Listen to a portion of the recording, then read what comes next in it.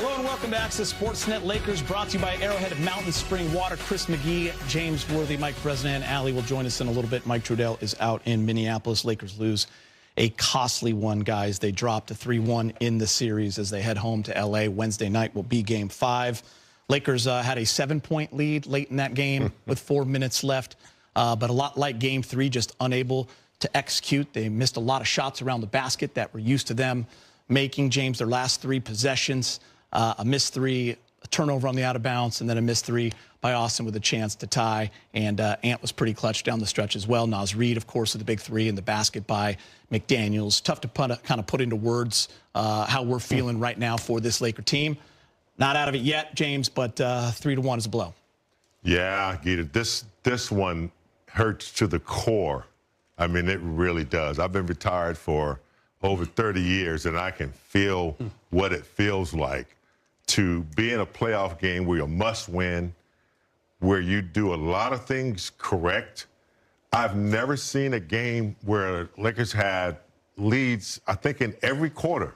7 points, 8 points, 12 points, only to lose that lead. And, I don't know. This one hurts because they had control of the game, and the execution, I thought there wasn't a lot of, movement, on offense. I know they rely on Luka a lot, and they were setting that pick out there close to the half-court line, which it's just not a lot of space, but they had some shots, didn't go down, some fouls down the stretch that were costly. I just think they're going to look at this one and say, poor execution. Those guys played the entire second half. I don't know if that fatigue had anything to do with it. Yeah, that was the first time, James, in playoff history, at least since they've tracked it over the past 30 years, that one unit has played the entire second half. I kept looking for the experience of Gabe a little bit. I kept looking for, just guys, a good one even to come in and provide some. But, hey, it is what it is. This one's going to hurt. That's going to be a tough plane ride back. And the biggest challenge ever now is to get yourself ready for, Game 4. I'm sorry, Game 5. Game 5, I'm sorry. And get yourself ready for Game 5 and win that one. And, you can go back and look at this game and say, we had leads. And,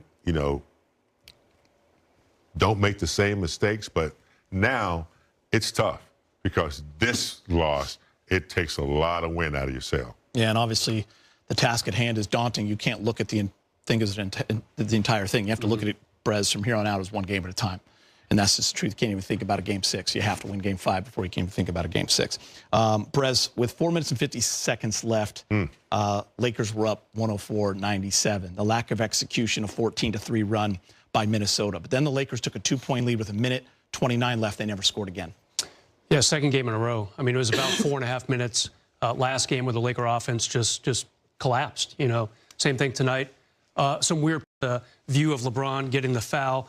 Felt like it was from a NASA satellite, kind of looking way down into the game. All of a sudden, that viewpoint popped up, and it's like, okay, yeah, he did actually appear to foul Anthony Edwards, and that's going to change the tide, the momentum a little bit. And Geet, 3-1's tough. It is a tough deficit. Teams have only come back from 3-1 13 times in NBA history to win a series. It's about a 95% success rate when you do go up 3-1 historically. The good news is, James, LeBron James knows how to do this. Yeah, he did it 9 years ago in 2016 when they came back to beat Golden State in the finals. But, you have to give Minnesota some credit that Anthony Edwards, we've been talking and talking. We haven't quite seen an Ant-Man game yet in this series, James. He obviously had one tonight. I mean, those are incredible numbers. Not just the points, but the rebounds and the assists, James. He's a complete player now, and this is his stage, this game. A big discussion will be over the next couple days, I guarantee you, and JJ will talk about it here, I'm sure, is the decision to go with that same unit. No Jackson Hayes to start. They put Dorian Smith in, and they played the entire third and fourth quarters. And as I mentioned to you, James, this is the first time that's happened since they've been tracking it since 1997, 98. They only scored 19 points in that fourth quarter. They had an amazing third quarter, had that lead. They were 10 points going into the fourth, but only scored 19. So the question will become, were they tired? You know, the question will become, when you look at the Lakers' rotations, usually, sometimes you see LeBron going out for 2 or 3 minutes.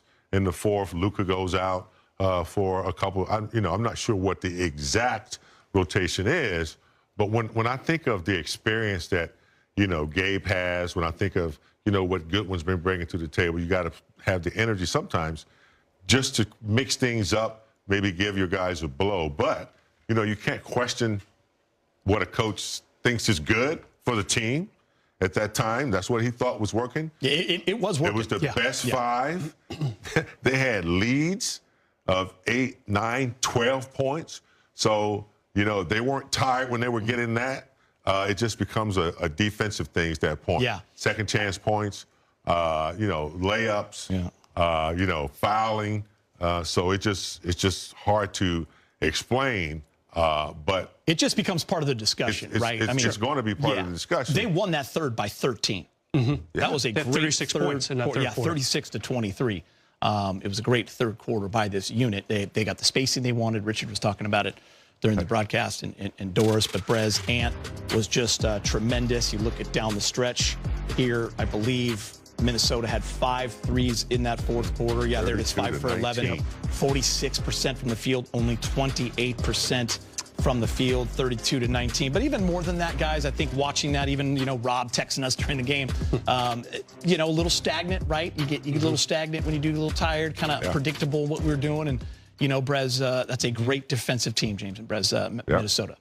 Yeah, JJ made 2 big decisions going into that third quarter, coming out of the locker room. Said, Jackson Hayes, you're not going to play this half.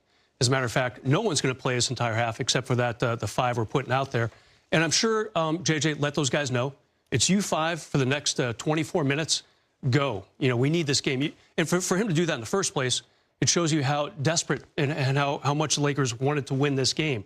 They knew the importance of grabbing this game, wrenching back that home court advantage, James. And they tried. They did everything they could. And there were plays where it's like, this is going to work. LeBron's block shot of DiVincenzo with a minute and a half left. I mean, he skied to get that high. That was his 45th minute in the game, Keith. Yeah. I mean, there were times where it's like, this can happen, but they did go 5 for 18 in that fourth quarter. Maybe fatigue did play a factor. If I'm looking at just these 2 games in Minnesota as a 2-game set, and I'm breaking that down as a series, it would be frustrating because the Lakers were right there to win both games. I think turnovers would be the main story in that game number 1, and then in game 2, missed opportunities. Big game, because it was right there for the taking. They did everything right to win this game. The inability to hold on to leads have been an issue in this series, and they evaporate quickly. A 9-point lead, a 10-point lead, turnover, missed shot, another turnover, 3-point play, and they're right back in it. It's not predictable, but it just seems like that's been the trend, especially these last 2 or 3 quarters. So when you playing against a defensive team like Minnesota, they're a really good defensive team. You got to move bodies. It doesn't matter how talented Luka and LeBron may be in the pick and roll, and I thought sometimes that pick and roll was too high to the half-court line. You got to move because that just sets the defense. They're just sitting there looking at you. You're not getting second chance opportunities, and you're not getting easy shots. They got some good looks, but a lot of it was, under duress, and that defense is too tough to just stand around. And I'll tell you what, I go back to the second